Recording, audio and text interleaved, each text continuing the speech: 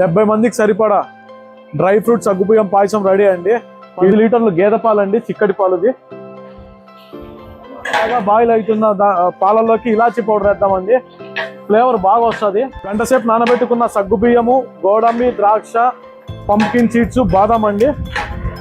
ఇప్పుడు బాగా బాయిల్ అవుతున్న దాంట్లోకి వాటర్తో సహా వేసేద్దాము. చూసుకోవచ్చు సగ్గుబియ్యం ఇంకా కొంచెం ట్రాన్స్పరెంట్ కావాలి, అప్పుడే బాగా వస్తుంది. 1.5 కిలో చక్కెర వేసుకున్నామండి. ఇప్పుడు బాగా బాయిల్ అయిపోయింది, అది ట్రాన్స్పరెంట్గా అయిపోయింది సగ్గుబియ్యం పాయసము.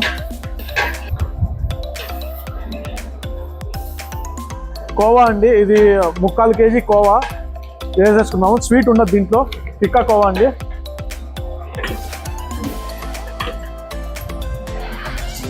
ఈ కోవా వేయడం వల్ల చాలా మంచి ఫ్లేవర్ కూడా ఉంటుంది, మంచి థిక్నెస్గా ఉంటుంది కోవా పాయసం అనేది, చాలా బాగుంటుంది.